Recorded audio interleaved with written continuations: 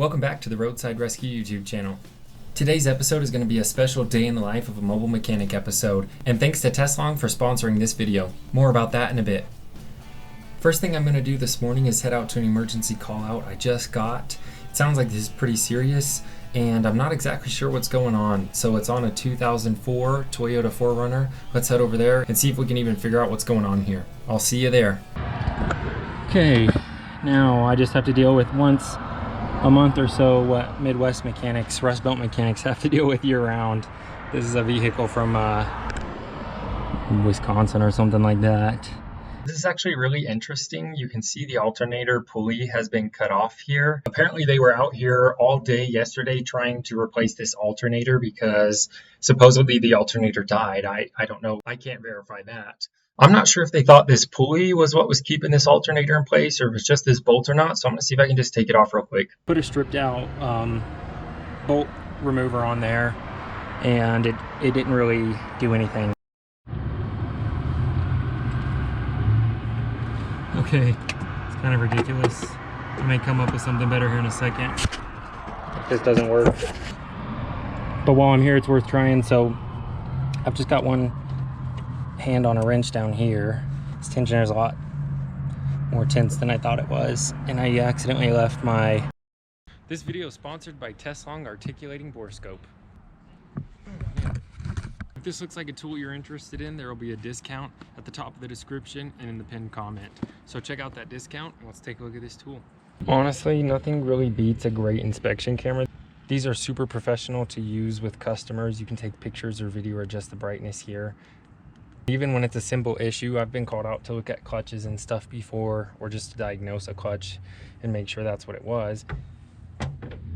And to have something like this that you can stick it down into one of the dust covers on the transmission and really get a look at something, invaluable as a mechanic and very professional. Okay, first impressions, it comes in a great case. The construction of this is super professional. So far, so good.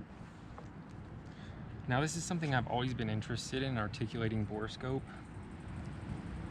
So you can get it into a tight space and also adjust your camera angle. And I can't tell you how many times I've stuck a bore scope down into something, into a spark plug hole, just trying to see damage on a piston, and it's just so hard to see exactly what you want to look at. So this will really make light work of that issue.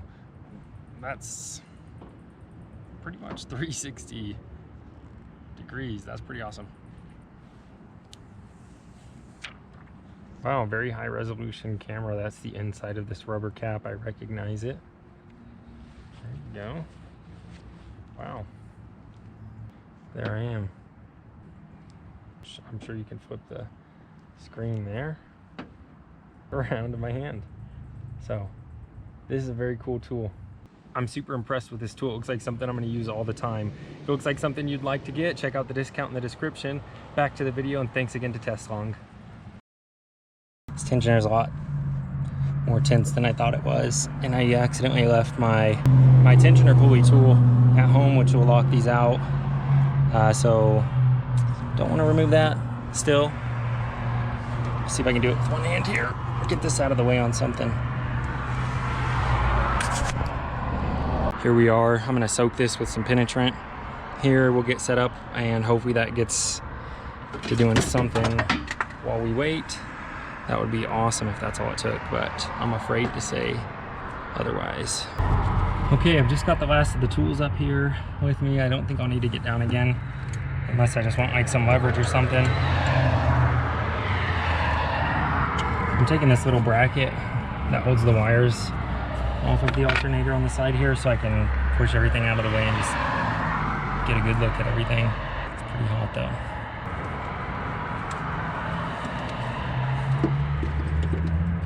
Not too bad. Just perched up on the side of the truck here, so it's not going to be too uncomfortable. It's not going to be too comfortable for my lower back. So I don't want to be here longer than I need to, but I also don't want to rush. I don't have, in my head, I don't have any sort of idea of how long this is supposed to take me. I just want to do it at a pace that makes sense and hopefully not make it take longer because I'm rushing and break something. Well, I've gone ahead and just soaked the area there. I'm going to let that sit for a little while and hopefully creep into some of those threads. We'll give her a few minutes.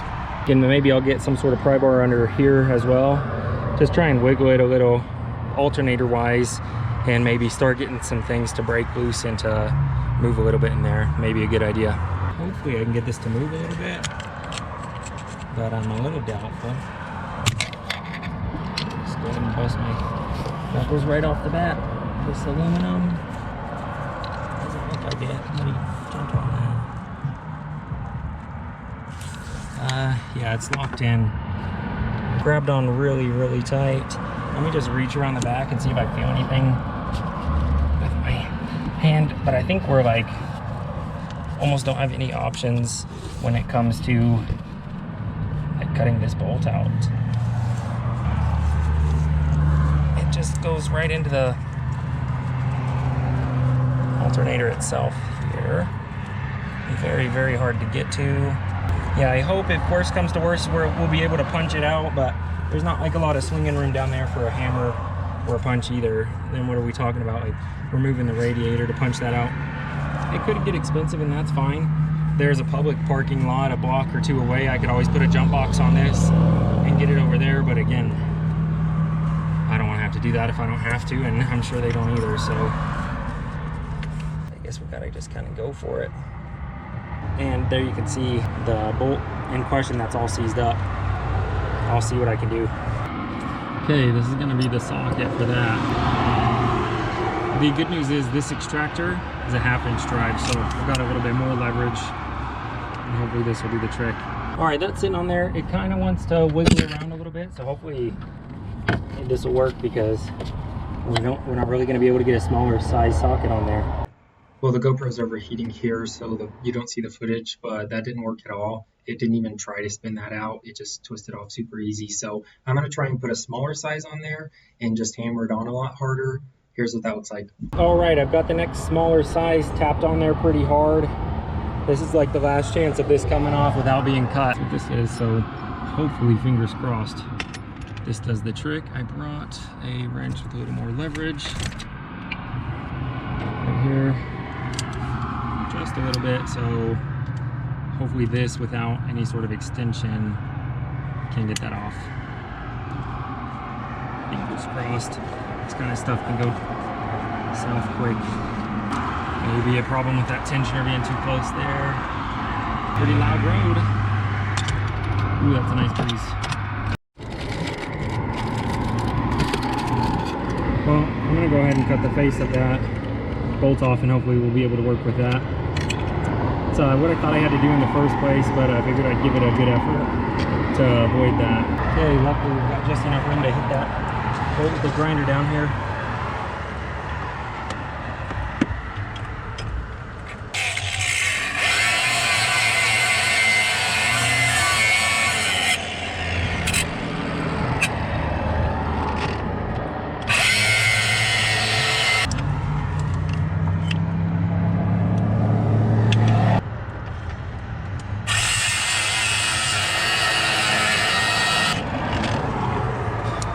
Okay, that did it.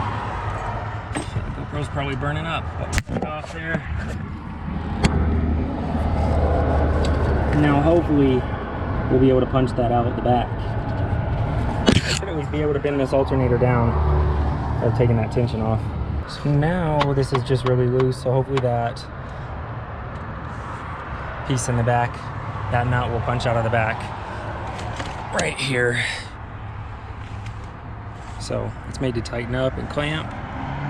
Hopefully it's got a little bit of movement in it. And from how loose this is from nothing, I'm hoping that it does give us a little bit. Things already, looks like it's already out. This is about as good news as it could get. Now that I've got that off of there, you can see how loose that is. Hopefully, oh yeah, it spins. I was thinking, I thought I saw it spin, then I was like, maybe it's just wiggling. It's totally spinning. So I should be able to get that out of there even with my fingernails. That is amazing news. I didn't even need anything else there. I had smacked it with this brass mallet to knock the half of that nut off that was left on there. I cut through half of it. Okay, that's amazing. No rust in there. It was on the outside. All right, well, I'm about to pack up all my tools then. I'm gonna call the customer and tell them I'm gonna have to go get a different bolt, and that I'll be back to slap that on and everything else back together. They took the coolant hose off when they were working on it. Got some coolant spilled on that, so I'll throw some sand down when I'm done.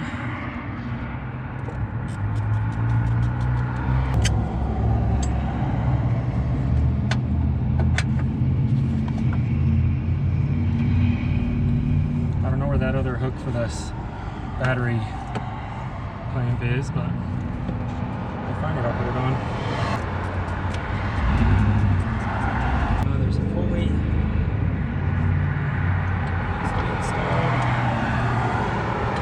I'm gonna spray some cleaner on all this down here because there's still a bunch of WD-40 and PB Blaster and everything.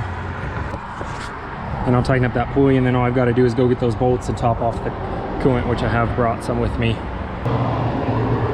Here's what I'm talking about. At some point, somebody cut the pulley off, so that should just be fine for his core. I don't think they care about that, but man, that's heavy. I'm gonna go ahead, put this new one in its place, and I'll just show you everything in place, but I'm gonna go get that bolt. So I'm gonna get everything ready to go other than that bolt, and come back, put it in, put the belt on, and be done.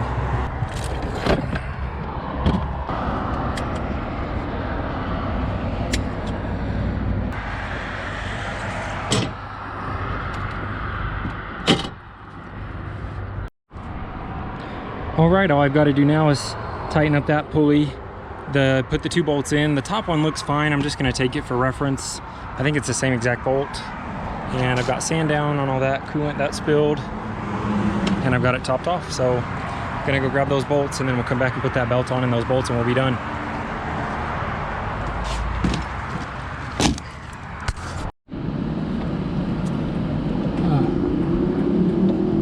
Got my standing pad under there. Nice to be done with that though. Alright, so I went to AutoZone and I ran into another YouTuber. Both Instagram and YouTube. Cool, 2 wheels, 3 seats. Yes, sir. Who was riding his motorcycle through the Arctic up until just a couple of days ago. For 33 days and 12,000 miles. And check him out here. I'll link his channel in the description. I'll just tag him or whatever. Shout out to him. Ran into him at AutoZone and picked up that bolt and headed back over to the job site. Nice to meet you as well. You're doing a day in the life of a mobile mechanic? Yep, just fixing cars, yeah. Cool. Mostly cars that get stranded. What's your channel? Roadside Rescue. Roadside Rescue? Yep. Oh, okay. Very cool. Yep, that's it. Sweet. Okay. Good. Cool. Good. There was one little issue. I'll tell you about that here. Someone outside like sweltering. At first that belt was slipping, but I sprayed that off. I got it all clean, so it's charging now. I could rev it up and it would start to charge. So I just turn it off and clean that all up. Battery light's off, it's running. I'm gonna leave it running for a bit to charge, and hopefully it starts for him. That was a job well done. He even gave me a $35 tip for coming out in an emergency time. I went home, got some lunch, and my plan for the afternoon postponed to tomorrow, so I've got something else planned. Here's what happened. You can see the little toy car behind me. Got a roadside rescue it. I'm just kidding. It kind of doesn't keep up with walking pace, and that's all right because I didn't buy it for that, because I was already planning on doing this. But the range isn't long enough to play disc golf. My son loves disc golf. I've played for 15 years, and ever since my son was little, he's loved to play with me, but now he likes to play with me, but it's hard for him to keep up. It's really long, like 3 to 5 miles sometimes to walk the whole course. So hopefully this will give him the range he needs and the speed to keep up when we play disc golf. So today may be the test, or maybe tomorrow morning when it's a little bit cooler. But let's go ahead and find some shade over by the truck and see if we can get this thing working a bit faster. All right, so these are the two 6-volt batteries in sequence to make 12 volts, but they're small. And that's a lot of space that I think that little battery pack, I have them strapped together, will fit in just fine under that seat. So I'm not going to sequence those. That's 18 volts, but I doubt it'll burn up this motor. We'll find out though. And when we were playing, it actually occurred to me that this would work great as an electronic caddy. So next time I go to play a tournament round by myself, I'm just going to use the remote control and put my disc golf bag on the seat of this truck and drive it around to caddy for me.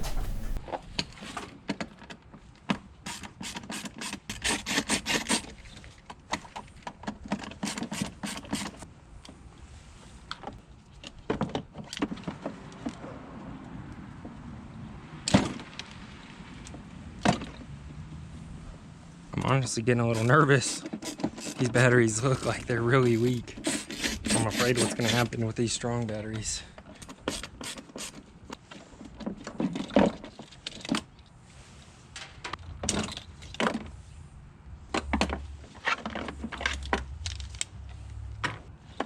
I think I'm gonna have to cut these nubs off, so I'm gonna go grab something to do that.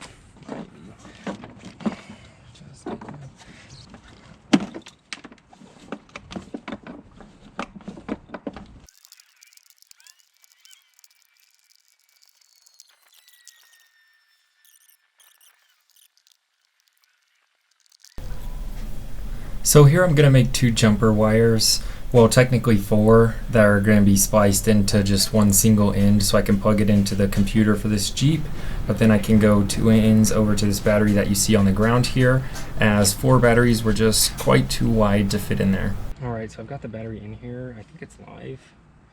Should be live. Alright, show us how fast that is.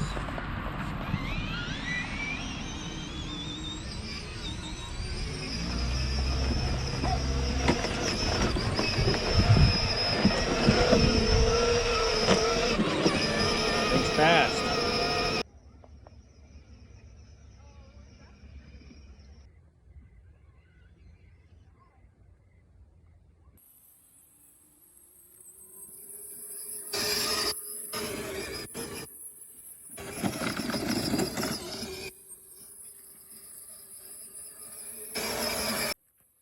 I can't keep up.